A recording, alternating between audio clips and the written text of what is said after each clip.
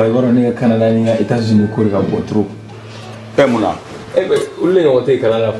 ah oui, tel père, tel fils. N'est-ce pas Kalanki? Mais amno courir tout ça. Ah, on met à EduX là. EduX. Oui, EduX, il y a quelques années, c'est eux qui ont fait les démarches pour ton grand frère. Ah bon? Et il a son master, il a commencé à travailler. Oui, allô? EduX, c'est une équipe expérimentée qui assiste vos étudiants dans l'admission universitaire, la demande de visa, l'accueil et l'installation et assiste vos étudiants jusqu'à l'obtention de leur diplôme. Choisir EduX, c'est s'ouvrir les portes des meilleures universités au Canada et aux États-Unis. Appelez dès maintenant le 76 54 18 57 et permettez à votre enfant de réaliser son projet d'études. ESKJ, École de santé Kalajata, Anna Bolofara Chama, Institut de sciences médicales Gore, ISM Go. Limano, doctorate Jamonyese, bien turco la demande la koi, fieu, fois Castro, Ie Banani Cardon Nakari, Mimi Gasawa Gasaka Dangarika, Adamareka Ninamayala, ou quelques fois mon faricolola, ou Eratin, fieu, fois Castro, Ie la Colson, Yuma Segere, a fleur au École de santé Kalajata, Bolofara Chama, Institut de sciences médicales Gore, on veut pas m'envoyer à Calabancoua. Famille santé para Maïsa, Nimbera de Rebeke, École de santé na Bolofara Chamala, École de santé Kalajata, on a flequé en bolo jiguier. Formation de qualité, doctorat Siraka, Mimi Tegalo Kafo, Oka Dimson Gafutna Yelenye, au plat de Lebekala, ni Lagolso Dagabana Nuna, Ugo Bolofaro de Flani, cycle niveau DEF, technicien de santé publique, infirmière obstétricienne, technicien de laboratoire, deuxième cycle, noyé niveau baguier, infirmier d'état, sage-femme, biologie médicale. Formation wara au coffre, aide-soignant, Katafara Matronica, Nimpala de l'Edesledo, École de santé Kalatana, Bolofara Chama, Institut de sciences médicales Gorilla. Aywa, la collection, Annie la collection, Aya Sefa Jona, Akal la collection Inzagere, Yoni Jamaka Chaya, Utogole de Fla on vers Calabangoya, Hôtel Wasuru Coffet de Joy, Waligele Negatiru Bamba, 76 45 85 40. Non média 20 80 22 20. Kalan kalan yesini Dugutigi ni wari dafara e passé daka kasira dinamo Sungalo e kungolo ati dugu wari ko odima fo dugu andugu dum warata de o koni kuma tala sa e kasama moneto yi i yere ta sita sidi kan numéro flani wari ci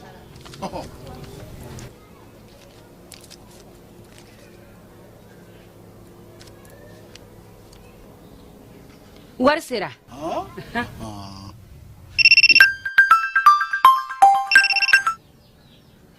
Allô? Ye wari sɔrɔ?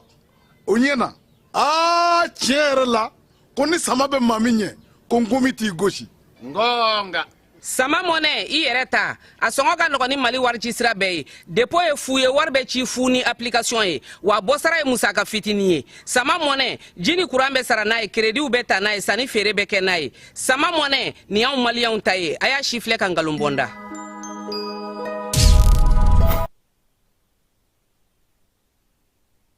An ka ɲɔgɔn dɛmɛ ka binŋɛnikɛlaw ni maafalaw ni walijugu tigilamaw kɛlɛ a y'anw dɛmɛ an k'aw dɛmɛ ka binŋɛnikɛlaw ni maafalaw ni walijugu tigilamaw kɛlɛ n'a ye kunnafoni sɔrɔ binŋɛnikɛlaw ni maafalaw ni walijugu tigilamaw kan a ye nɛgɛjuru ci dɛmɛso la nɛgɛjuru sira fɛ wari tɛ sara min na 80 00 11 20 walima 80 00 11 22 walima 98 Tani wolofla, 76, 75, ngo 98, tani wolofla, 76, 45.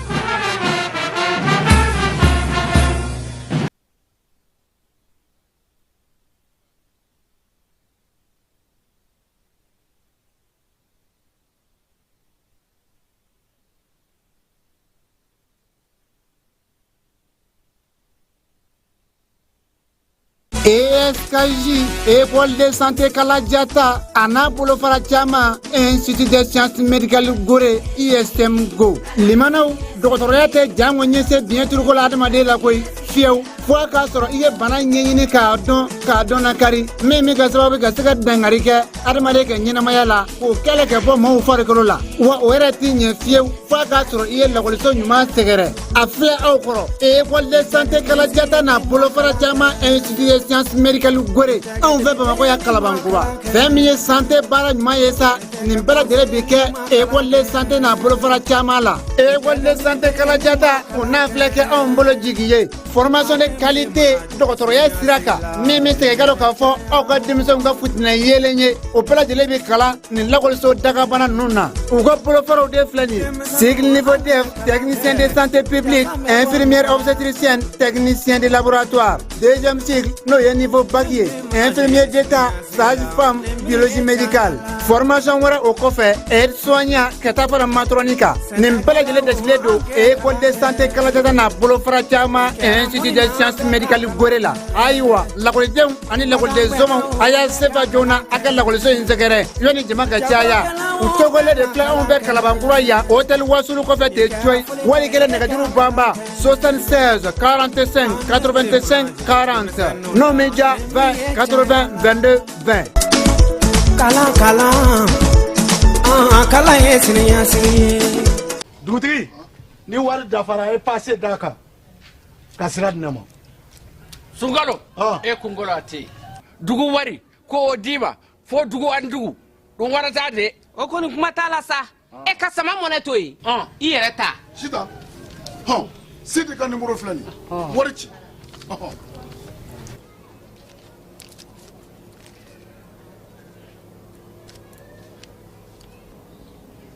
wari sera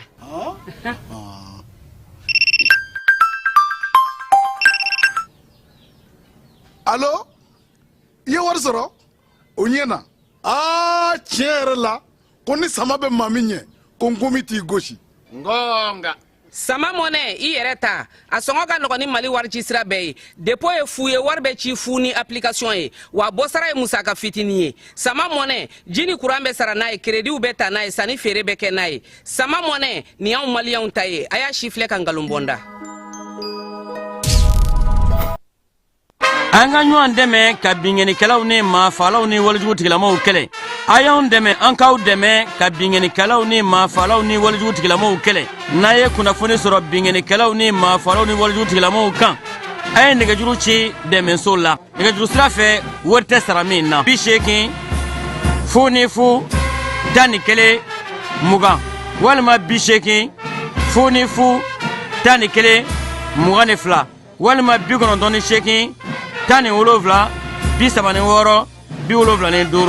ngo 98 10 wolonwula 36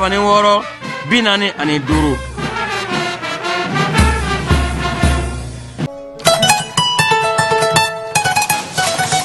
Va, oui, j'ai eu mon bac. Félicitations mon garçon, je suis fier de toi. Isegi. Bon, maintenant que tu es bachelier, en bas que tu connais. Bon, pour voir on est au Canada, ni aux États-Unis, quoi, il trop. Eh Mouna. Eh ben, où est-ce qu'on est au Canada? Ah oui, tel père, tel fils. N'est-ce pas Kalanki? Mais amlo, quoi tu veux ça? Ah, il y a un EduX là. EduX? Oui, EduX, il y a quelques années, c'est eux qui ont fait les démarches pour ton grand frère. Ah bon? Et il a son master, il a commencé à travailler. Oui, allô?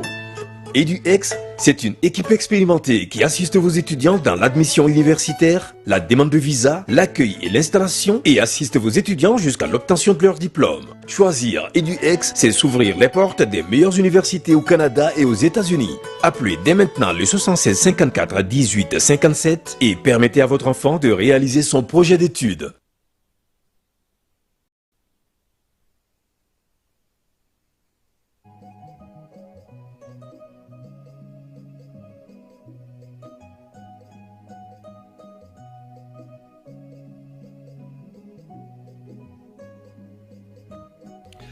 An filɛbaaw ani an lamɛnbaaw aw bɛɛ lajɛlen aw ni sɔgɔma bi ye ntɛnɛn ye septembre kalo tile 23 san 2024 minnu sɔgɔlen don an na Mali kɔnɔ Mali kɔ kan k'aw bɛɛ lajɛlen fo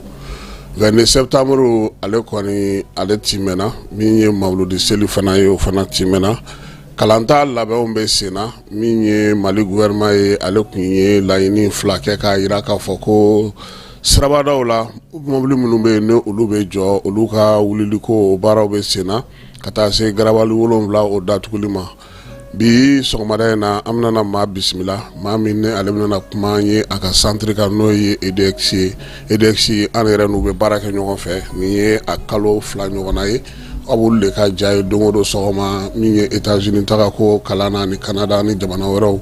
baara bɛ kɛ cogo min a ko ɲɛmaaba n'o ye an yɛrɛ ka directrice ale yɛrɛ b'an bolo kɔrɔ bi sɔgɔmada in na n'o ye Jɛnɛba Konate an n'ale bɛna masala ka se ka ɲɛfɔli k'an ye Jɛnɛba ye ni sɔgɔma i nana an ka kɛnɛ kɔnɔ bi sɔgɔmada in na a diyara ye an b'a fɔ n k'i bisimila an n'a kunnafoni dɔw di k'an ka donkan kɛ ka sɔrɔ ka segin ka na an ka maa weleli ale fan fɛ.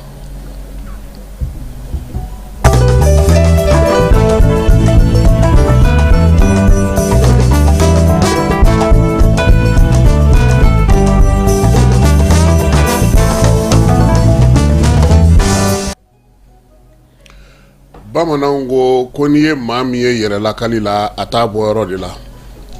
n bolo bila n k'i sɔn o tɛ ɲumanya ye dɛ ko ni Ala sɔnna a ma nin kalo in kalo kura ale tile fɔlɔ tɛ yan ko école bɛna taa école bɛna taa an dun fana b'a dɔn k'a fɔ an ka jamana kɔnɔna na école ko kuma ka ca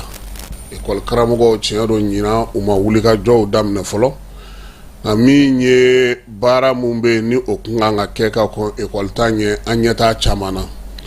an dun ɲɛ bɛ min na fana o ye k'a fɔ yɔrɔ caman na bi an ka jamana kɔnɔ maa minnu bɛ yen ni sanjiko gɛlɛya olu sɔrɔ olu taalen don u sigi ye u siyɔrɔ n'u tileyɔrɔ an'u dagayɔrɔ kɛlen don école caman kɔnɔna ye olu bɛna bɔ waati jumɛn walima o kin kalan denmisɛnninw olu ka kalanta ye waati jumɛn ye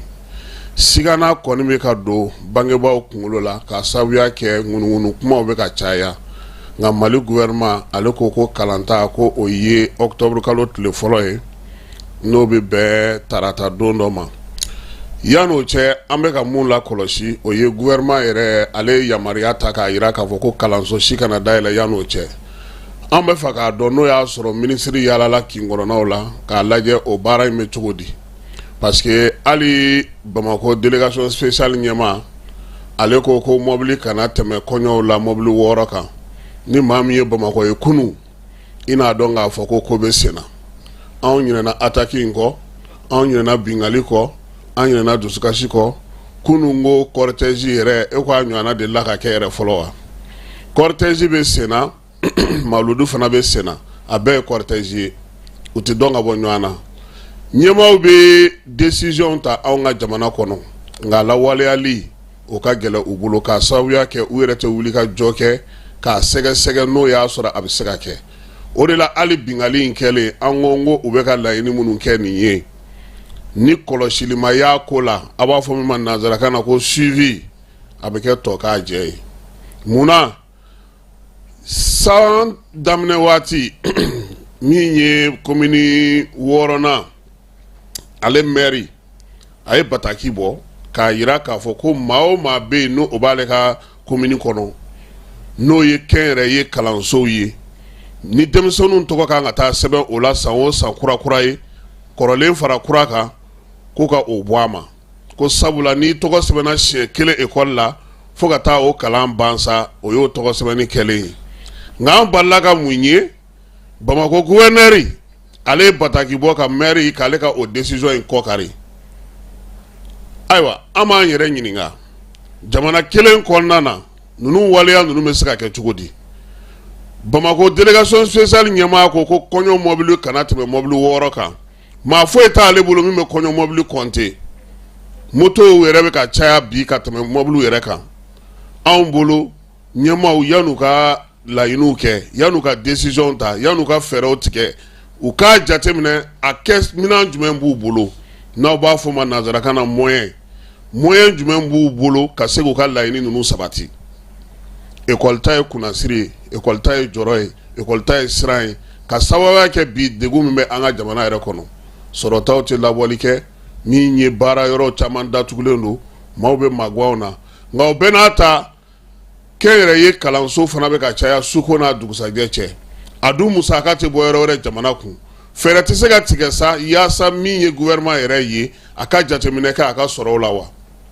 e bɛ min bɔ k'a di ani i bɛ min bɔ k'a di a bɛɛ lajɛlen ye dili kelen in de ye nka a ta fɛnw tɛ kelen ye yalama kalanso ninnu yɛrɛ ye jɔnniw ta ye dɛ kori gouvernement yɛrɛ tɛ k'a di ni kinibolo ye k'a minɛ ni numanbolo ye walima maa minnu bɛ ministère de l'éducation kɔnɔna na ni o clé tun y'a fɔ ko olu yɛrɛ ta ye kalanso ninnu caman ye o sɛgɛsɛgɛli kow bɛ cogo di kɛ yɛrɛ ye kalansotigiw yɛrɛ ko cogo di kalan bɛna ta hukumu jumɛn kɔnɔna na ɲinan baara jumɛnw labɛnnen don ministre min bɛ kalanko kunna a bɔra fɔlɔ ka taa ekɔlisow lajɛ wa maa minnu b'a bolo n'o ye directeur d'académie ni kapu ye u ye mun kɔntarandi kɛ a ye a ka kankɔrɔsigiw ye mun baara kɛ yaasa kalan ka se ka ta i n'a fɔ ale yɛrɛ a laɲini cogo min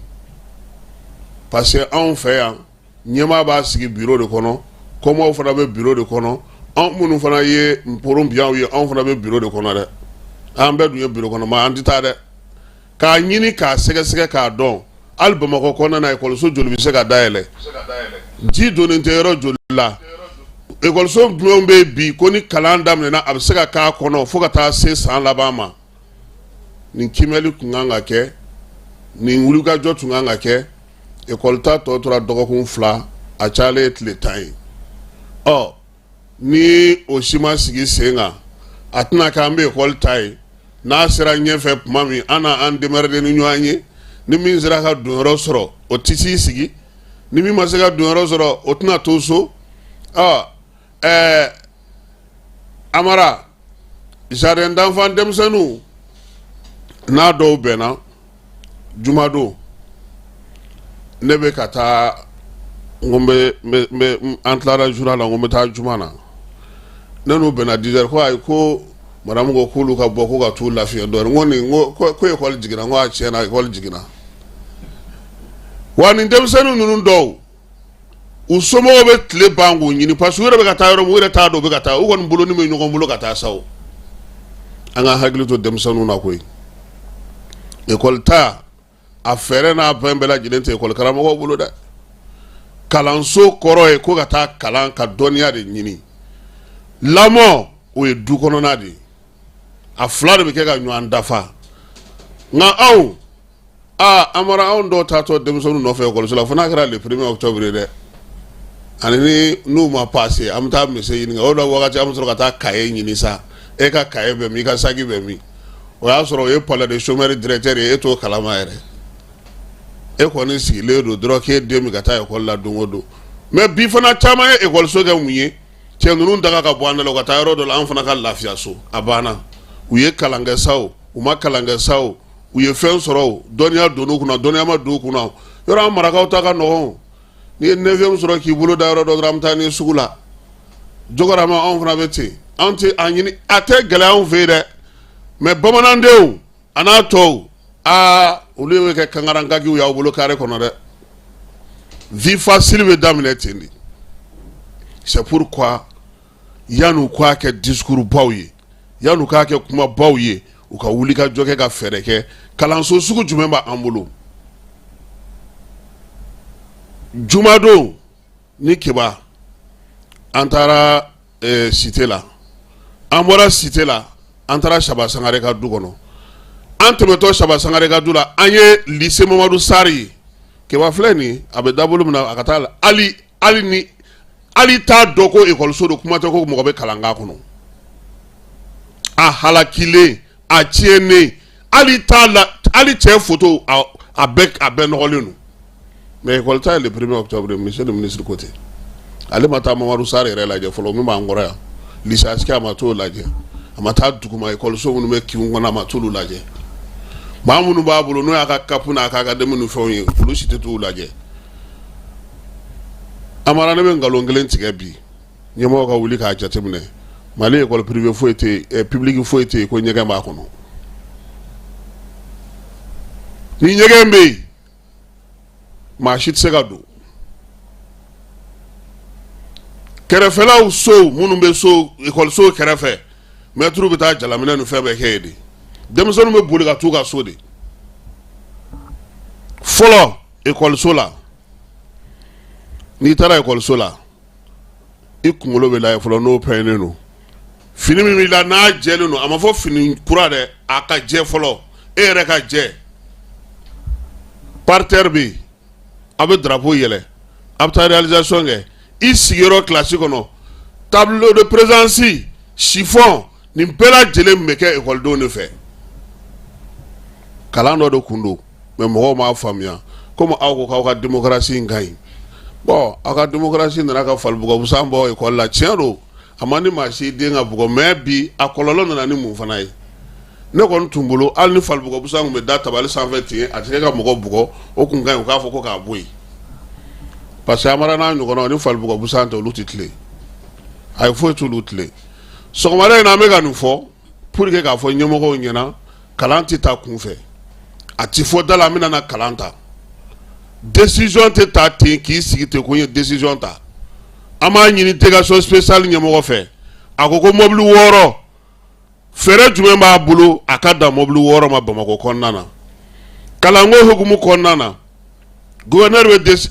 mairie Bamakɔ maire bɛ décision ta gouverneur b'a kɔ kari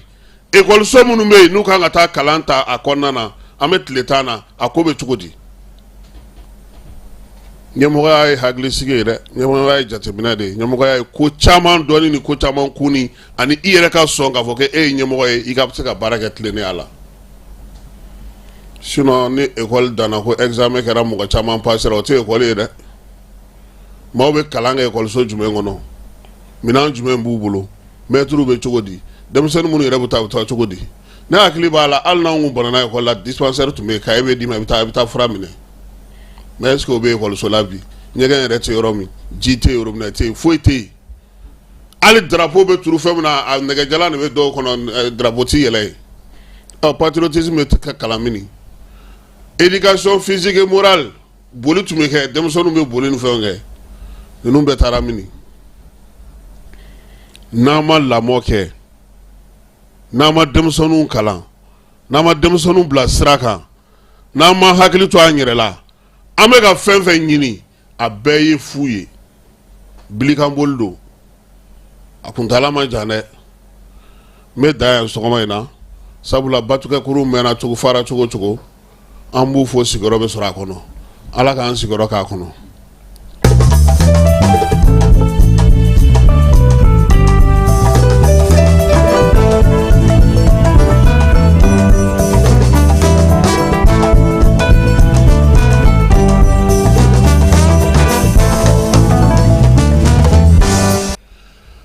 ayiwa an y'a fɔ ɲɛna n ko sɔgɔmada in na n ko maa b'an bolo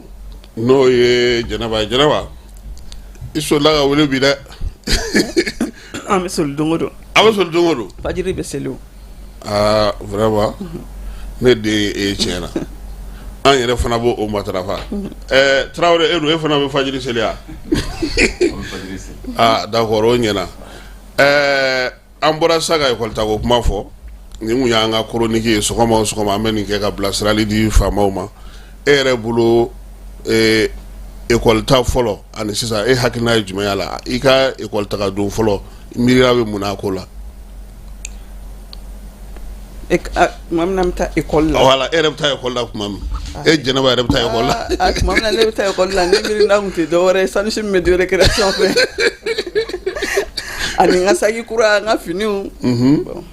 c'était juste pour rigoler mais n hakili bɛ quand même ye mara min kuma fɔ n hakili b'o la kosɛbɛ n hakili b'o la kosɛbɛ don o don sɔgɔmada fɛ n'a nana an bɛ drapeau jigin a tɛ ku la ka na retard la i b'i ka tenue don correctement falibugubusan fana hakili b'o fana la o kɔni o y'an bila sira ɲɛnɛma kan mɔgɔ caman hakili bɛ falibugubusan na mɛnɛ ayiwa an bɛna an ka baabu kɔnɔ Jɛnɛba an y'a ye k'a fɔ nin waati in na yaasa ka se ka dɔ bɔ degun na maliyɛn denmisɛnnin minnu bɛ taa kalan kɛ kɔ kan kuma tɛ États-Unis ni Canada e yɛrɛ taara i ye kalan kɛ i ye degun caman y'a la a y'a to i miiri la k'a jira k'a fɔ ko i tɛ fɛ degun in ka dan e kelen ma maa minnu bɛ yen olu ka se ka bɔ degun kɔnɔna na i ye fɛɛrɛ sigi yaasa ka se k'u bilasira bilasiralen senfɛ i ye kɛnɛ dɔ sigi a bɛ fɔ o ma ko EDUX nana cogo di EDUX nana ne kɛ kuma ka tila kalan na dernière année a nana o wagati mi y'a to a nana komi i y'a fɔ togoya min na ne yɛrɛ ne ye n ka kalan bɛɛ kɛ Mali la n ka kalan kɔfɛ Mali la lycée baki kɔfɛ o de la n taara Amérique bon n sera Amérique n ye gɛlɛya minnu dɔn yen nɔ ani après n tilala ka faamuyali minnu kɛ u ka système kɔnɔna la ko fɔ n sera ka boursiw sɔrɔ ka se ka n ka kalan kɛ école la ne n ka kalan kɛ n ye n ka kalan daminɛ fɔlɔ Primitor College là qui fait partie de Georgia State University aux États-Unis partie mina État de Georgie après là a continué New York bon quand je New York donc tara Manhattan Columbia University là au final école bay États-Unis mo ba chama ka kalan ke ba fo Barack Obama nunu ani la tola kalana ni ngakili jigna la ni mɔgɔ minnu nana ɲɔgɔn fɛ wagati min na me bɔ Mali la n dɔnbaga minnu n tɛ bɛɛ dɔn mais ni dɔnbaga minnu taara n hakili jigin'o la mais a wagati n'a bɔra ne la ani mɔgɔ kelen wɛrɛ mɔgɔ kun tɛ ka tila dɔw ka kalan kun tiɲɛna ko caman b'a la bon ani o ka bɔ a la n ye yɛrɛ ɲininka fɛn fɛn kɛ n ka parcours kɔnɔna la mun y'a to ne sera k'o kɛ et pourtant me mɔgɔ wɛrɛw dɔn me siya wɛrɛw yɛrɛ dɔn minnu fɛnɛ hakili ka di kosɛbɛ mais olu ma se k'o kɛ différence kun ye jumɛn ni jumɛnw ye donc EduX yɛrɛ nana ten cogoya la pour que ka se ka étudiants na préparer pour que ɲan'u ka taa Amérique ou bien Canada o t'i sɔrɔ ani ni sera yen nɔ fɛnɛ i kan ka se ka mun kɛ pour que i ka se ka profiter kosɛbɛ wa système na parce que opportunité caman de bɛ kalan école bɛ opportunité caman de di écoledenw ma parce que États-Unis école bɛ togoya min na a bɛ comme ko dugu de parce que école kɔnɔna la o b'a essayer ka dugu de ladege olu ta bɛ tiɲɛ quoi awɔ gouvernement bɛ école kɔnɔna la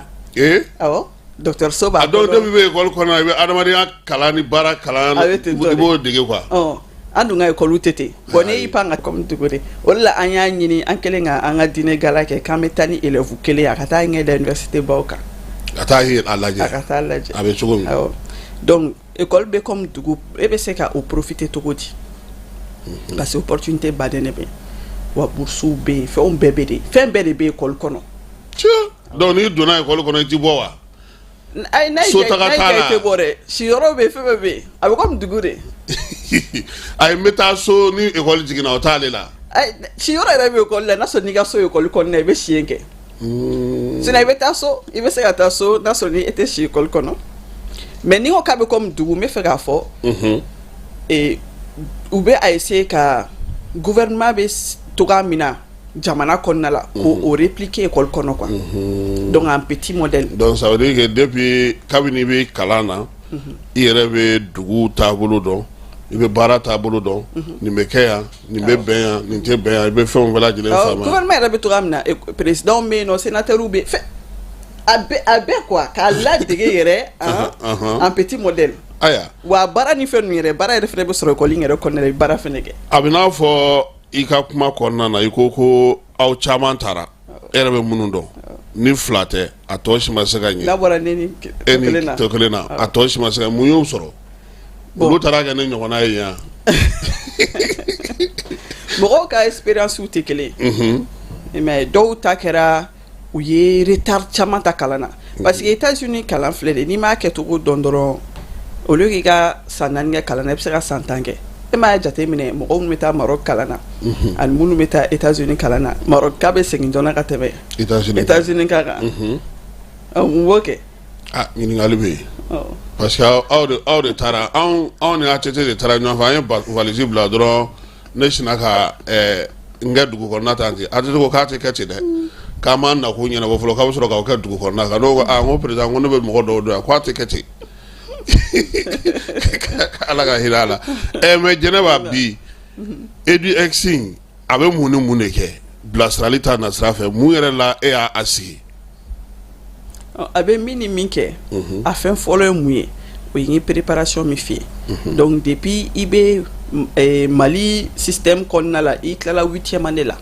i bɛ se ka don an ka club la donc kabini i bɛ tila Mali 8e na i bɛ se ka don a kɔnɔna na yanni i ka taa i bɛ don a la 9e année 10e année 11e année terminale i b'o bɛɛ k'an bolo u b'i kalan aw bɛ a tigi kalan yan a b'a tigi kalan bon ni donna la depuis wagati a bɛ se ka mun ɲɛ ye an k'a kɛ k'e bɛ fɛ ka taa kalan kɛ Amérique Mali baki bɛ mais Amérique baki fɛnɛ bɛ Amérique ni tilala lycée la i bɛ terminal certificat fɛnɛ sɔrɔ bon ni e bɛ yan Mali la k'e bɛ ka Mali baki kɛ e bɛ taa sɔrɔ cours damadɔ bɛ yen nɔ i b'o ta an ka yɔrɔ la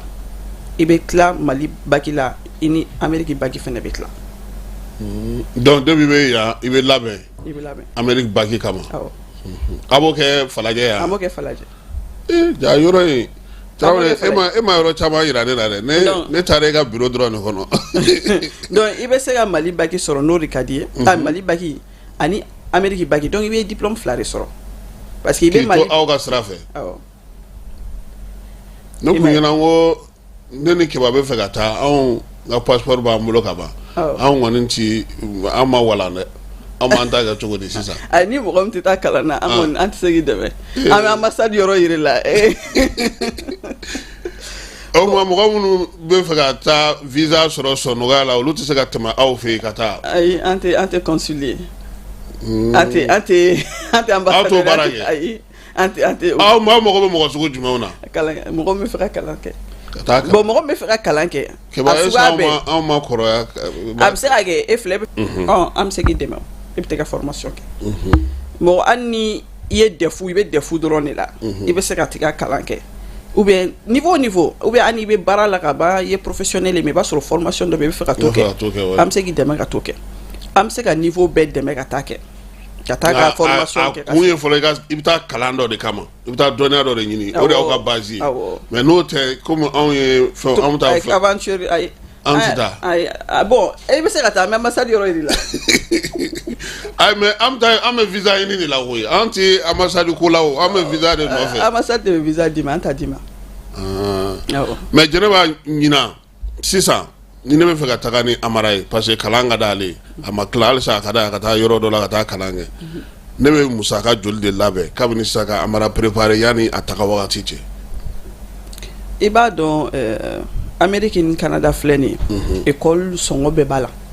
a bɛ komi Mali ni ne ye ɲininka e kan ka musaka joli de labɛn pour que ka kalan kɛ Mali la e bɛ se ka n jaabi n t'o da dɔn dɛ parce que fɛn dɔ bɛ fɔ sisan ni denmisɛnninw taara ka ban kɔni waribɔ de daminɛna dɛ mais c'est que u bɛna f'i ɲɛna k'u bɛ taa bɔli dɔ bɛ taa parking na bi sini u bɛ taa yan fɛ sinikɛnɛ école tɔgɔ sɛbɛn sara ye nin ye kantini bon u b'a fɔ ko fɛn dɔ b'u bolo tuma o tuma i bɛ wari bɔ la ni denmisɛnninw kɔni taara kɔni i bɛ wari bɔ la a bɛ komi pharmacie tagala donc mais min kɔni tiɲɛnen don kalan mana da nɔgɔya togo togo a tɛ se ka jigin $1,000,000 jukɔrɔ o tiɲɛnen don mais maintenant e bɛna na joli bɔ exactement i bɛ se ka hakilina jɔn sɔrɔ n'i ka an bɛ baara kɛ sira min fɛ i bɛ na n'i ka bulletin bɛɛ n'i nana n'o ye an bɛ sɔrɔ ka école lajɛ école jɔn de bɛ yen min bɛ se ka admission di e ma donc i bɛ olu école bɛɛ bɛ lajɛ olu école prix ye jumɛn parce que école si prix tɛ kelen donc o école prix ninnu na min bɛ don i yɛrɛ ka budget kɔnɔna la i n'a choix kɛ i k'a ta o la quoi maintenant sisan ni denmisɛnnin bɛ maa min bolo a bɛ 9e année na n'o bɛ taa tɔgɔ sɛbɛn aw fɛ yanni a ka bac sɔrɔ ou bien min bɛ 8e na o bɛ kɛ cogo di i bɛ na dɔrɔn an ka bureau la i bɛ adhérer club la wari sara tɛ olu niveau la wari sara tɛ olu niveau la mais dépendamment i bɛ fɛ ka fɛn minnu kɛ i bɛ taa sɔrɔ o fɛnɛ fɛɛrɛw bɛ yen mais parce que an bɛ anglais cours di an bɛ français cours di bon que ça soit écoleden ou bien ani professionnel olu bɛɛ bɛ se ka bénéficier ne bɛ se ka ninnu bila ka taga yɛrɛ yɔrɔ olu bɛɛ bɛ se ka bila ka taa aw yɛrɛ kan ka anglais kalan dumuni wagati m'u bila ka taa ou bien i tɛ fɛ ka anglais kalan i kan ka anglais kalan e mana taa sisan nɔ Mali e yɛrɛ mana bɔ Mali kɔ kan dɔrɔn i kan ka anglais fɔ o ye jagoya ye dɛ o kɔni o ye jagoya yɛrɛ peut-être ni Tarawele bɛna o lajɛ ɲɔgɔn fɛ ni Tarawele bɛna o lajɛ ɲɔgɔn fɛ parce que anglais kɔni i tɛ se ka taa ale kɔ cogo si la mais n bɛ fɛ ka min faamuya sisan ni denmisɛnnin min donna o la a bɛ san 3 in bɛɛ kɛ mais n'a garisigɛ ma diya dun ka jumɛn kɛ ka visa sɔrɔ ayi visa tɔ ni par exemple sa a ye 8e depuis 8e a b'aw fɛ yen mais bac a ma passé Mali bac a ma Mali bac sɔrɔ o ta bɛ kɛ cogo di bon an kɔni depuis an y'an ka baara in daminɛ mɔgɔ fɛn b'an ka programme na a si ma deli ka redoubler fɔlɔ ayi an m'a ye fɔlɔ mais an ka kɛ ko e ma bagi sɔrɔ n'i ma bagi sɔrɔ option caman b'i bolo hali n'i ma bagi sɔrɔ i bɛ se ka t'i ka kalan kɛ kɔ kan o bɛ yen nɔ o fana bɛ yen quoi mais n'a sɔrɔ i ni bagi sɔrɔlaw de tɛ taa fan kelen bon école caman de bɛ yen a bɛ se ka kɛ ni bagi sɔrɔlaw yɛrɛ bɛ se ka taa fan kelen awɔ tant que parce que parcours de bɛ lajɛ an ka kɛ sisan e ma bagi sɔrɔ cɛ n'e ma bagi sɔrɔ mais e ye kalan minnu kɛ yanni bagi don cɛ bulletin minnu b'e bolo est ce que o bɛ ka passer ka ɲɛ est ce que nɔti kun b'i bolo donc ni nɔti kun b'e bolo e ka dossier ni mɔgɔ wɛrɛ ka dossier tɛ kelen mais an ka kɛ parce que dɔw bɛ yen i bɛ taa sɔrɔ yanni bagi don cɛ nɔti kun b'u bolo mais bagi yɛrɛ la u ma se ka examen passer mais dɔw yɛrɛ de bɛ olu yɛrɛ tɛ kalankɛla yɛrɛ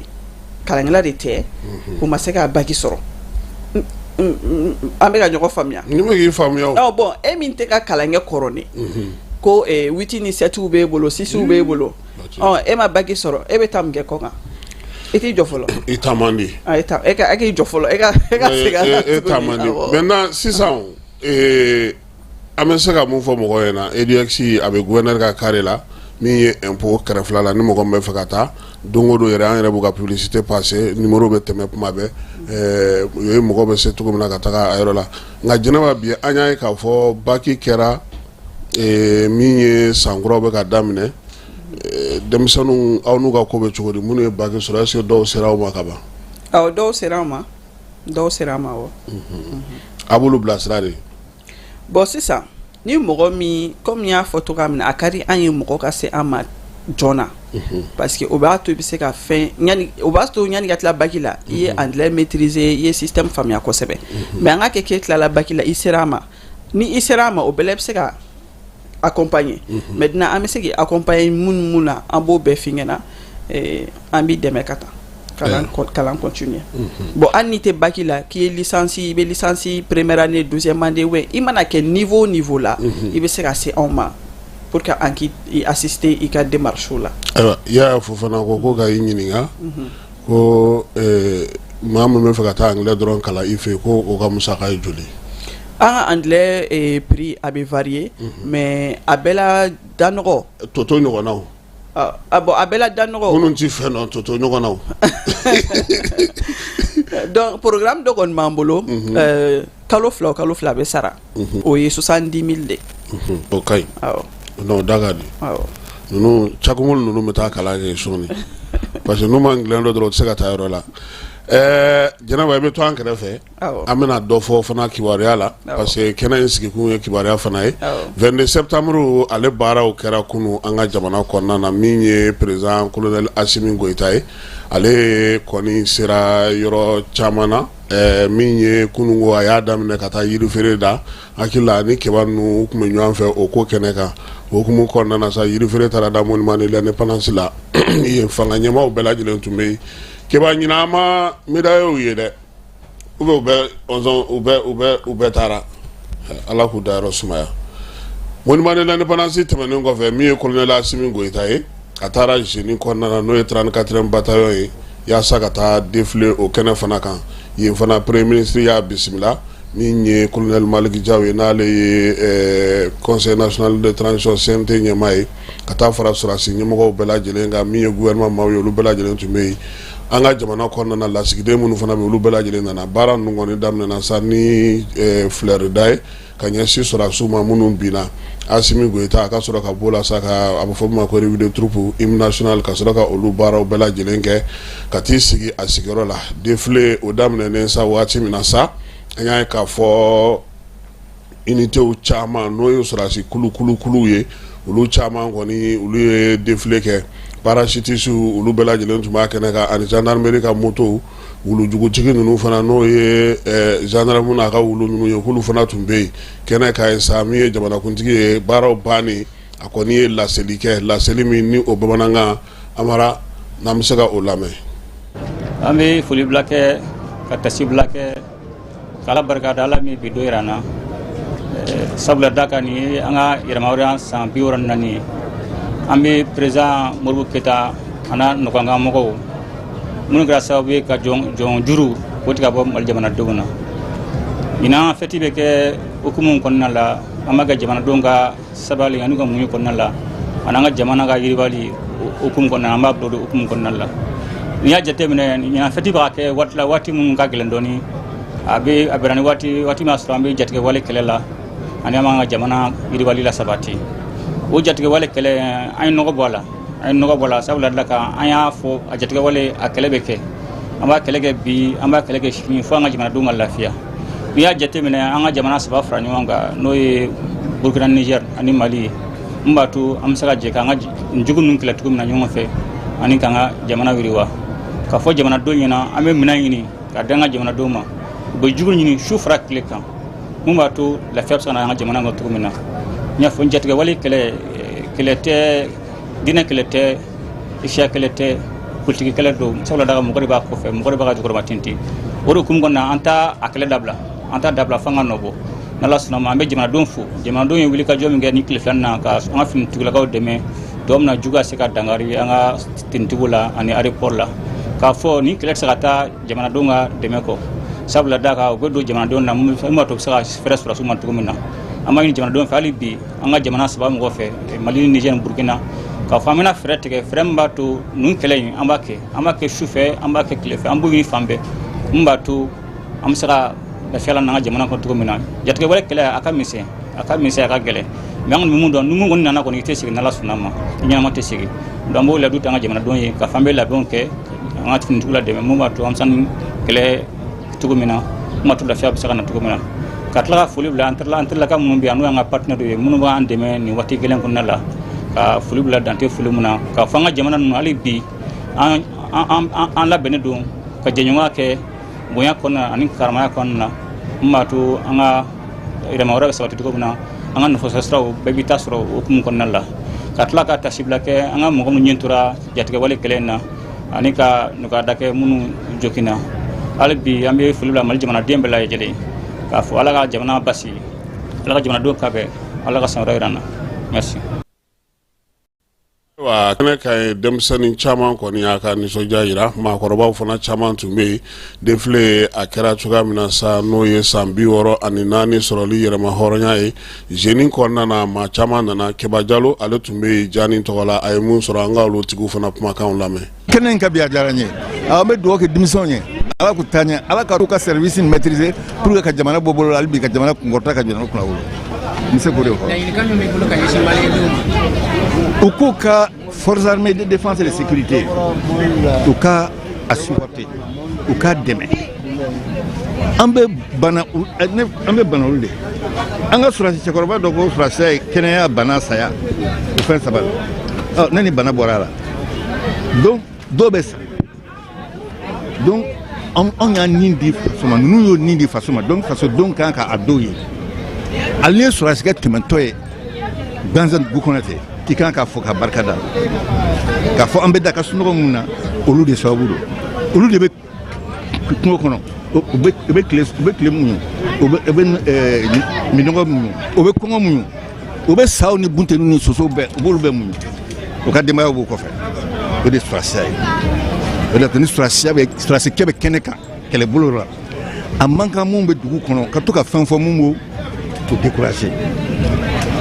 parce que surasikɛ mana kɛ kɛnɛ kan dɔrɔn kɛlɛ kɛ kɛnɛ kan a ɲɛ bɛ jugu la a b'a fɔ marifakisɛ bɛ yen a ɲɛ bɛ a tɔɲɔgɔn dɔ banani jugu dalen na hami donc dugubakɔnɔmɔgɔw ani dugukɔnɔmɔgɔw kan ka fɛn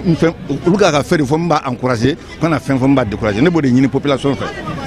tant que cɛdenw bɛ fɛn kan u ka jɔ u k'u jukɔrɔma tondo ne y'o de fɔ sisan o de ye général Youssouf Bamba à la retraite ne tun ye armée de l'air mɔgɔ ye n kɛra chef d'état-major ye n kɛra secrétaire général ministère de la défense. Ala fo k'a barikada Ala ye 22 yira an na an b'an ka militaires bɛɛ lajɛlen fɛ 22 septembre ye don belebeleba de ye anw bolo yan jamana kɔnɔ yan nɔ parce que a b'an ka indépendance ko fɔ depuis 1960 jusqu'à maintenant donc nin y'an ka 64e anniversaire ye donc vraiment an bɛ Ala fo k'o k'a ɲɛna an bɛ Ala fo k'a barikada k'an ka militaires bɛɛ fo donc an bɛ transition na an b'a fɔ k'an ka bɛn sabati an ka jamana kɔnɔ ka transition dɛmɛ kosɛbɛ kosɛbɛ vraiment pour que jamana bɛ se ka taa ɲɛ cogoya min na donc an b'an ka militaires fo u ka wulikajɔ n'u ka fɛn na donc lawale jugu bingali jugu min kɛra an kan tile 2 min tɛmɛnen min filɛ nin donc an bɛ dugawu de kɛ militaires minnu tora a la donc ala ka hinɛ u ni silamɛsu bɛɛ la minnu fɛnɛ blessera ala ka nɔgɔya k'u ye ala k'an kisi ni ɲɔgɔnna ala k'an kisi ni ɲɔgɔnna wɛrɛ ma. Exemple an ka yɛlɛma hɔrɔnya san 64 de ɲinan ye an bɛ tasibila kɛ fɔlɔ minnu y'a kɛlɛ n'a fɛnw kɛ ka an lase indépendance la o kɔfɛ fana fɛti ye a bɛ jamanadenw bɛɛ de don ɲɔgɔn na bon jamana bɛ lahala min na bi mais o bɛɛ kɛra k'a fɔ ko vraiment f'an ka fɛti kɛ quoi f'an ka yira k'a fɔ de juguw tɛ s'an na an bɛ wale dɔ yira k'a fɔ an bɛ juguw kɛlɛ n'an fɛɛrɛ n'an ka moyen n'an ka fɛn bɛɛ ye donc o de kama bi parachutiw kɛra la motow kɛra la mɔgɔw bɛ défilé unité bɛ défilé la donc vraiment président la transition yɛrɛ y'a présidé bon an b'a dɔn mun kɛra tarata don bon o si m'a to ni finitigiw y'u fari faga pour ka fɛn kɛ an dusukun kamakamanlen bɛ an bɛ dugawu kɔni kɛ ala k'u se u tora jamana ko de la ala ka u dayɔrɔ sumaya mais a t'a to an ka fɛn jigin quoi qu'on baisse la garde quoi. nisɔndiya de anw bolo nisɔndiyaba parce que vɛnde daminɛ k'a sɔrɔ anw pisi mulu yɔrɔ anw pisinama an bɛ boli ko caman ka nisɔndiya jira bon o de tora anw kun na fɔlɔ vɛnde dafa t'o se o mais kɛwale de b'u kɛ kɛwale an cɛkɔrɔbaw an ko k'an ka baara kɛ ka a jira an denw n'an mɔdenw na bon sisan mɔgɔw ayiwa maa kun tɛ baara kɛ dɛ mais u kan ka min kɛ ka baara kɛ ka nisɔndiya kɛ u kana don fɛn na u kana ta sɔgɔ fɛ parce que caman ta y'o de ye n b'a fɔ a bɛɛ tɛ dɛ dɔw ta y'o de ye.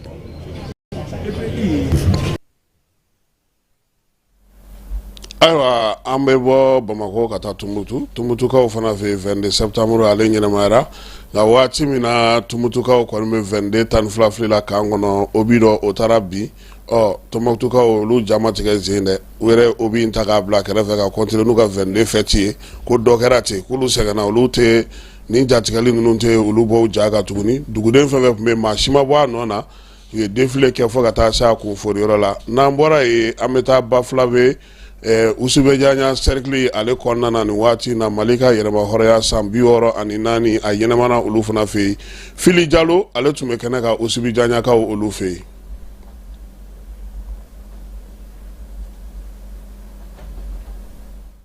Barika yɛrɛma hɔrɔnya seli san 64 ɲɛnajɛw latimɛra Usubɛjanya cercle kɔnɔna la kɛrɛnkɛrɛnya la a kɛra Usubɛjanya place publique la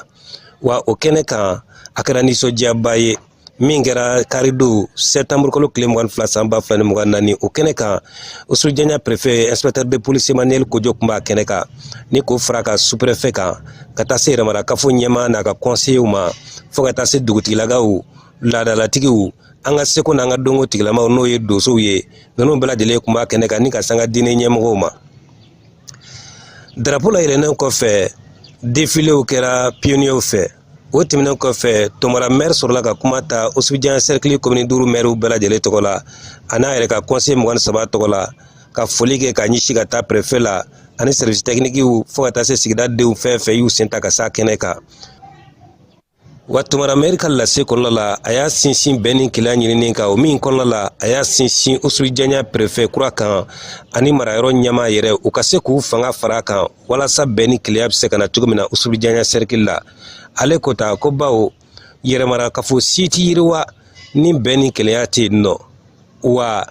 a y'o laseli lase an ka jɛ k'a lamɛn ka sɔn ka kan na an y'a dalaminɛ bamanankan na walasa jamanaden caman bɛ se k'u ta tɔmɔ la. Hakili fɔlɔ min bɛ na ni n b'a fɔ tɔmɔrangaden bɛɛ lajɛlen ye hali ni ye tile ban kuma la bi a ka di mɔgɔw ye ka da kan n bɛ nisɔndiyalen cogo min na o de bɛ bila o la o de kama hakilina fɔlɔ min bɛ na o de filɛ préfet n dɛmɛ n ka jamana bɛɛ ni kelenya ka na n ka jamana kɔnɔ wa n dɛmɛ jamana ka bɛn commandant wa n bɛ kunnafoni min da o kan n bɛ welewelekan min da o kan n'o ye welewelekan barikalen ye ni welewelekan gɛlɛnba ye n bɛ n wasa don i la i k'a fɔ marayɔrɔ ɲɛmaya ka wuli k'a fanga fara an kan walasa bɛɛ ni kelenya bɛna an ka cercle la ni jamanadenw ma bɛn yiriwa tɛ yen fiyewu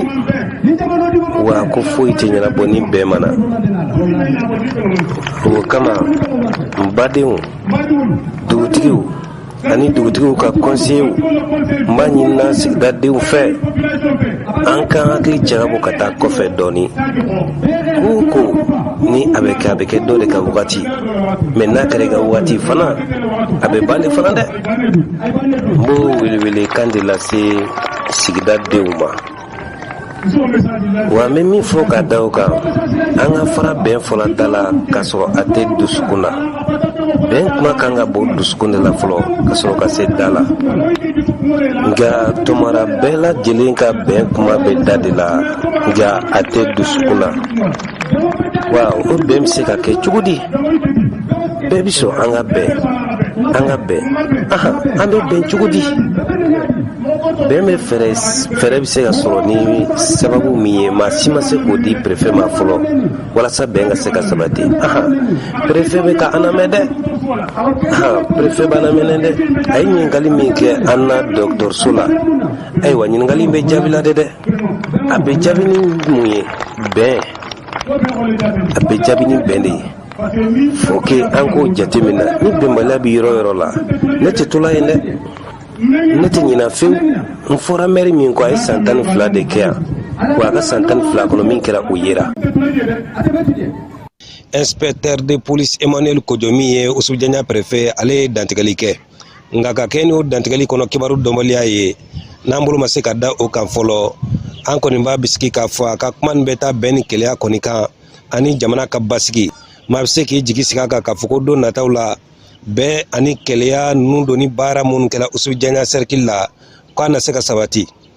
wa sigida ɲɛmaa yɛrɛ ka dantigɛli bɛ se k'o sɛmɛntiya an ye bawo o min ka dantigɛli kɔnɔna la a y'a sinsin kosɛbɛ préfet ani marayɔrɔ ɲɛmaa kan u ka se k'u fanga fara kan walasa bɛn ni kelenya na se ka don Oussoudiania cogo min na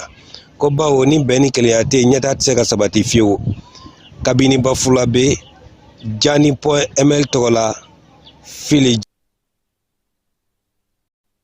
Jalo an bɛ fɔ k'i waleɲuman dɔn Bafula bɛ ka olu fɛ min ye 22 ko ye an sera ka min sɔrɔ ale la sɔgɔmada in na o ye nin ye an bɛ segin ka na sisan ni Jɛnɛba an y'a ye k'a fɔ 22 kun ka di fɔlɔ dɛ fɔlɔ 22 kun ye fɛti ba de an ka jamana kɔnɔ sisan jamana kɔnɔna kow ka ca degun bɛ ka caya fɛti yɛrɛ tɛ se ka kɛ kosɛbɛ sabula lakana tɛ fan caman fɛ.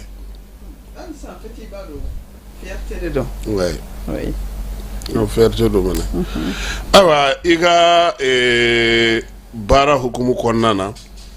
mɔgɔ caman bɛ k'an ɲininka anglais kalanni ko la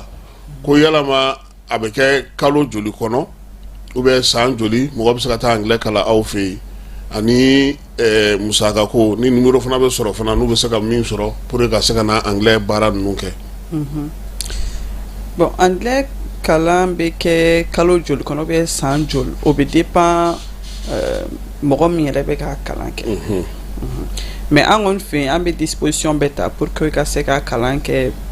cogo ɲuman na parce que an fɛ yen américains yɛrɛ b'an bolo minnu bɛ cours di minnu tɛ kan fosi mɛn ni anglais tɛ. Ne b'o ka gɛlɛn sa dɛ n'an fɔra ɲɔgɔn kɔ dun. Ayi o la i bɛ jagoya i b'a fɔ. Ni a fɔra ɲɛna. I b'a ci ka anglais gorogɛrɛ in labɛn. Jagoya i b'a fɔ parce que o kɛkun tɛ dɔwɛrɛ ye o kɛkun ye min ye i b'a jateminɛ an ni yan i b'a sɔrɔ mɔgɔ dɔw bɛ yen u b'u ka kalan bɛɛ kɛ Mali la anglais kalan mais n'u sera Amérique jamana kan dɔrɔn ni fɛn fɛn fɔra u tɛ foyi faamuya. Mun b'o kɛ parce que mɔgɔ min bɛ ka kalan k'i kunna i yɛrɛ sans faire exprès i kunkolo kɔnɔna la i b'a tigi ka kuma fɔ togo de ta i b'a tigi ka accent de ta i b'a tigi ka bon ni américain yɛrɛ bɛ k'a kalan k'i kunna jagoya ni i taara Amérique ni américain wɛrɛ kuma ni fɛ i b'a faamuya a kɛ kun y'o de mais ni e ye anglais kalan américain bolo n'i taara Angleterre dun i b'o fɛnɛ faamuya o tɛ problème ye a bɛɛ y'a kelen ye awɔ i b'a faamuya i b'a faamuya sisan e ko ni mɔgɔ min bɛ fɛ ka taa a bɛ dépend i yɛrɛ ka niveau bɛ yɔrɔ min na i ka mɛnni bɛ ban o la mais mɔgɔ kɔni tɛ san kelen kɔni k'a la kɔni dɛ bon an kɔni ye baara daminɛ depuis fo sisan an ma mɔgɔ ye ka san kelen bɛɛ k'a la an kɔni delila ka mɔgɔ ye ka kalo 4 k'a la ka kalo 6 k'a la an ka étudiants dɔw yɛrɛ bɛ yen nɔ n'olu ye kalo 6 kɛ i bɛ taa sɔrɔ u bɛ taa kalan kɛ Amérique u tɛ anglais kalan bilen parce que o b'a sɔrɔ u y'a faamuya ka ɲɛ awɔ mais mɔgɔw ka faamuyali cogo tɛ kelen hali Amérique jamana yɛrɛ la a bɛ se ka kɛ i bɛ États-Unis yɛrɛ i ka anglais yɛrɛ kalan kɛ États-Unis i bɛ se ka san kelen bɛɛ ka kalan na mɔgɔ dɔw bɛ u bɛ san caman kɛ o bɛɛ la o tɛ se ka kan fɔ ka ɲɛ dɔw bɛ ten minɛ donc contrôle mɔgɔw ka fɛnw tɛ kelen minɛ dɔw kuma fɔli ka nɔgɔ dɔw ma ani dɔw ye quoi donc ne tɛ se k'a fɔ ko i bɛ na nin wagati de kala ne tɛ se k'o fɔ awɔ mais mun de ka ɲi n'i ye anglais kalan hali n'o y'a sɔrɔ i ka dugutaga man ca i kan ka mun de kɛ n'i ye anglais kalan parce que an b'a kalan an bɛ tila ka taa an ka kanw fɔli daminɛ tuguni a bɛ bɔ an kɔnɔ quoi an yɛrɛ ka problème ba fɛn bɛ bɔ an kɔnɔ de Traoré anw ɲinɛ ka di parce que nasɔngɔ ɲini b'a la o b'anw ɲinɛ ni kɔni n'i bɛ kan mɛn faut k'i ka pratiquer de parce que hali i wolola ka mɔ kan na ni i ye an ka kɛ sisan ne mɔna kan bamanankan na yan mais n ye temps min kɛ kɔ kan o cayara ni yan ta ye donc tuma dɔw la mɔɔw bɛ to ka tila na mais donc o tɛ contrôle caman t'i bolo la mais ne kɔni bɛ min laɲini n'a ma ɲɛ k'i y'a kalan kɛ i bɛ se ka to k'a pratiquer de hali i bɛ film minnu lajɛ i bɛ video minnu lajɛ i bɛ se ka to k'a kɛ anglais la i ka continuer ka livre fana kalan anglais la pour que a balance ka maintenu bon ani yan Mali la compagnie bɛ yen nɔ n'i taara kɔnɔna la i bɛ taa sɔrɔ mɔgɔ bɛ anglais fɔ donc n'i kɔni ye anglais kalan a bɛ se k'a to opportunité wɛrɛ bɛ dayɛlɛ ye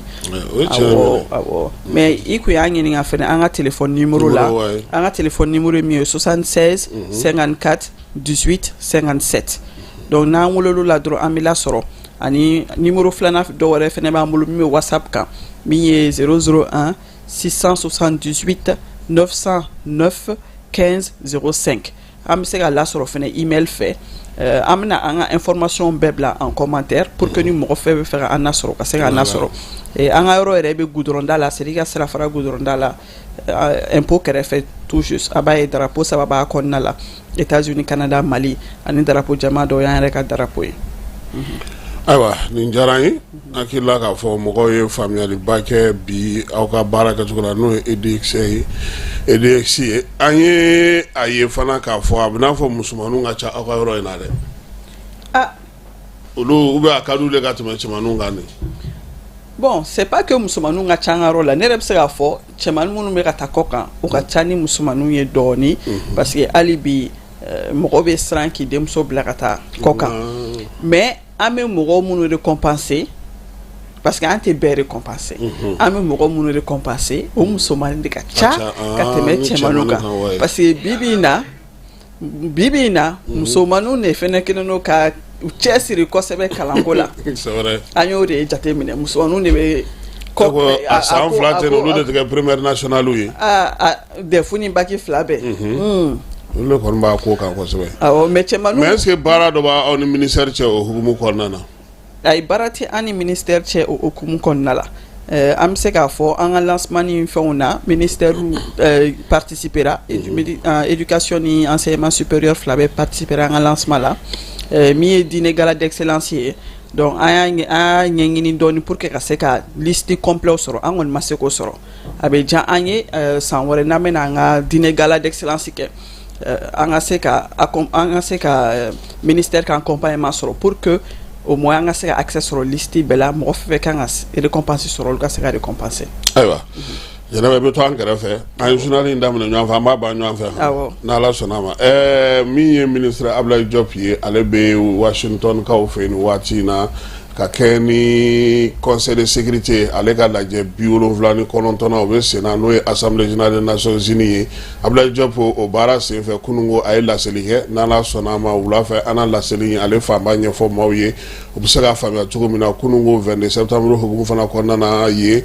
min ye Abdoulaye Diop ye Émirats Arabes Unis olu ka ministre ani ministre fila fana no olu bɛ tali kɛ bɛɛ ni kelenya sabatili la an'olu fana ye ɲɔgɔn ye jamanaw minnu bɛ n'olu ni an ka jamana ka surun ɲɔgɔn na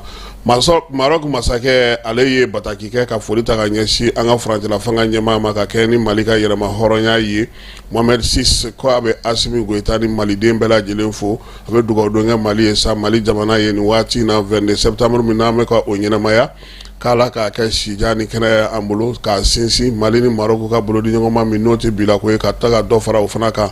ko an ka jamana ɲɛmaa an bɛ se k'i hakili lasigi k'a fɔ ko olu kɔni Maroc bɛ yen u n'ala sɔnna ma an bɛ se k'an jigida ɲɔgɔn kan ka baara kɛ ɲɔgɔn bolo bolodi ɲɔgɔnma min b'an ni ɲɔgɔn cɛ basigi ni lafiya farafinna ka kelenya ɲinini o hukumu kɔnɔna na Maroc masakɛ ale de y'o kɛ kasoladen maa 397 kunungo Asimi a ye grâce kɛ olu ye n'o ye ka yafa kɛ olu ma sa ko olu kɔni bɛ se ka bɔ pewu kaso la ko ka se ka taa u ka kaso ale yafa kɛra olu ma u ka kaso ale hukumu kɔnɔna na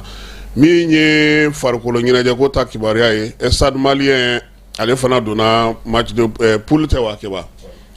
ko Libérakaw ka peine civile wa mun ne u y'olu de dasi 3-1 o kɛra Bamakɔ ni ne ma taa anglais kalan a man ɲi han Jɛnɛba il faut ka taa anglais kalan sinon ni ninnu anglais kan ka ca kojugu Joliba AC ale fana ye se sɔrɔ kunu 1-0 Asco de Kara o ɲɛfɛ maa min ye Jeliba ka bi don sa o ye Zumana Sempara ye an ka bi in lajɛ. Oui. Aujourd'hui, 22 septembre 2024, 22 septembre 1960, les Mali a 64 ans d'indépendance. Amé Douanké, Assimi Kota, Alaka Fala, Alaka Tafala, Alaka Danouma, Alaka Mali, Alaka Bazumana, Bazou,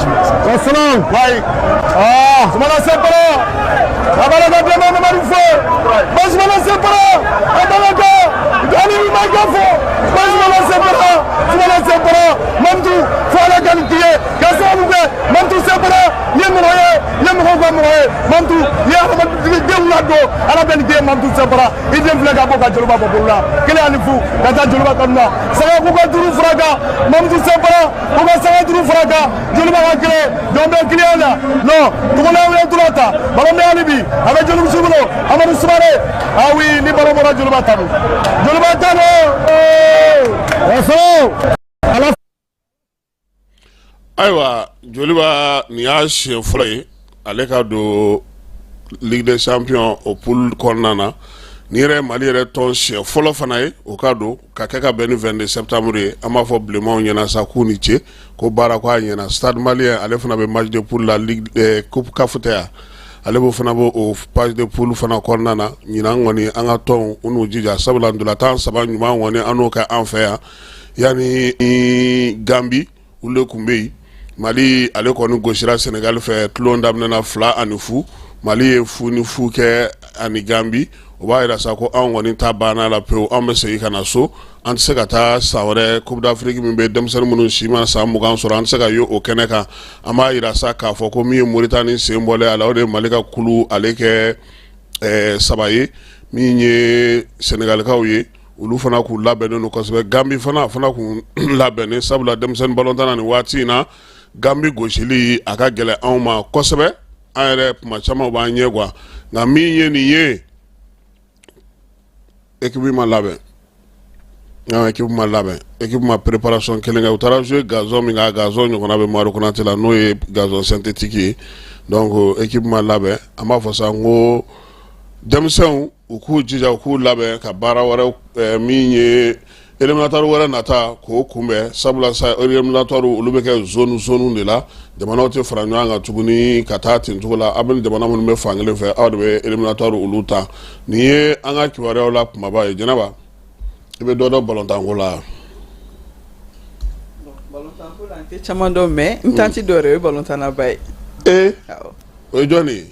Agesha Jara min ye contrat sɔrɔ awɔ a kan ka taa jouer PSG la awɔ o y'i tanti de an bɛɛ content don n tanti fitinin don quoi Jɛnɛba fitinin tɛ tanti la dɛ tanti ye tanti de an bɛ balontan ɲɔgɔn fɛ an fitinin na ma k'a ye contrat n y'a ka fɛn ye jaw laminɛ ko a ye contrat sɔrɔ PSG la est-ce que nin t'a siɲɛ fɔlɔ ye Mali balontanna musoman ka nin contrat ɲɔgɔnna sɔrɔ m'a ye fɔlɔ an bɛɛ content don ayiwa k'a jara yan'an k'i bila kumakuncɛ kuma jumɛn b'i fɛ ani welewelemada jumɛn b'i fɛ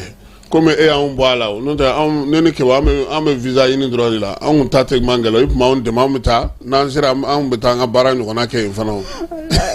an b'aw bila ka taa ambassade la aw ta solution i t'i balimakɛ dɛmɛ kumakan laban min bɛ ne bolo k'a fɔ o ye an yɛrɛ kɔni bolo Mali problème caman bɛ se ka régler ni jamanadenw ye accès sɔrɔ éducation ɲɛnɛma la donc an yɛrɛ ka baara kun y'o de ye an bɛ fɛ ka opportunité di mɔgɔw ma minnu bɛ se ka kalanw fɛnɛ kɛ an kɔ kan parce que bɛɛ bɛ Mali dɛmɛ n'i ka kalan kɛ kɔ kan ka tila ka na i bɛ fɛn caman faamuya kosɛbɛ fɛnɛ awɔ donc an bolo kɔni maliyɛnw mana accès sɔrɔ éducation ɲɛnɛma la a b'a to an bɛ kisi problème caman ma Mali kɔnɔna la o y'o ye mais centre yɛrɛ sisan baara bɛ sen na quoi aw bɛ baara la nin wagati na an bɛ en pleine saison quand même an bɛ baara kɛ don o don du lundi au samedi ka daminɛ tɛnɛn na fo ka taa se sibiri ma fo ka taa se an bɛ baara kɛ an tɛ baara kɛ dimanche dɔrɔn de o différence b'an ni ɲɔgɔn cɛ anw ta ye don o don ye 7 sur 7 donc an b'i fo aw tɛ se ka sunɔgɔ an n'anw tɛ kelen fɛnɛ parce que n'aw sunɔgɔra dɔrɔn fɛn dɔ bɛ fɔ aw kɔ o ye tiɲɛ ye an b'i fo an b'a f'i ɲɛna Saki Jawara min ye baara ye ko a ɲɛna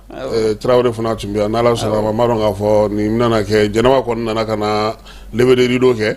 n'Ala sɔnna ma nin kɛnɛ dayɛlɛlen an yɛrɛ ni EDUCS bɛ baara la ɲɔgɔn fɛ an b'a fɔ fana n ko don o don aw ka publicité bɛ tɛmɛ yan komi numéro b'an bolo ni mɔgɔ minnu fana y'an wele ninnu kɔni bɛ taa anglais kalan aw tɛ anglais kalan dɛ n'an ka devoirs dira ka n'a fɔ ko k'u ka devoir bila k'i ka baara kɛ dɛ bon an ka devoirs ka ca dɔɔnin dɛ yan ye kan kɔnɔna de ye koyi c'est le terrain qui commande c'est le terrain qui commande Jɛnɛba n'u ma devoir kɛ an b'u suspend dɛ a y'a mɛn dɛ émission m'an fɛ yen dɛ an ka fali bugu aw ni directrice yɛrɛ de bɛ ka kuma aw ni maître tɛ ka kuma dɛ aw ni directrice de bɛ ka kuma donc Jɛnɛba an b'i fo i nalen an ka kɛnɛ ka sɔgɔmada in na an b'a dɔn k'a fɔ soli ka wuli ma nɔgɔ mɔgɔ caman ma surtout bi chômelen don baara tɛ kɛ a y'i yɛrɛ a fɔ cogo min na aw ka wuli ka jɔ n'aw ka cɛsiri o t'a to aw ka se ka to so an b'i fo min ye grand sœur yɛrɛ ye n'o ye Madina Jara an b'a fana fo yan fo Atlantakaw fɛ yen ka Sidi fo n'o ye Sidi Babi ye ale bɛ don an na maa minnu fana sɔgɔlen don an na ka taa se Sako ninnu ma Kanadakaw fɛ yen ani Montréal n'u Dumbuya n'a ka denbaya k'olu bɛɛ lajɛlen fo min ye Yaya fo fana k'a fana fo Bamakɔ yan sɔgɔmada in na ta an b'o jɔ yan k'a fɔ aw bɛɛ lajɛlen na ni nɛgɛ kanɲɛ 18 sera kibaruya kuraw an na ka na olu da aw tulo ka bamanankan na a bɛ se k'a faamu cogo min a k'an bɛn nɛgɛ kanɲɛ 18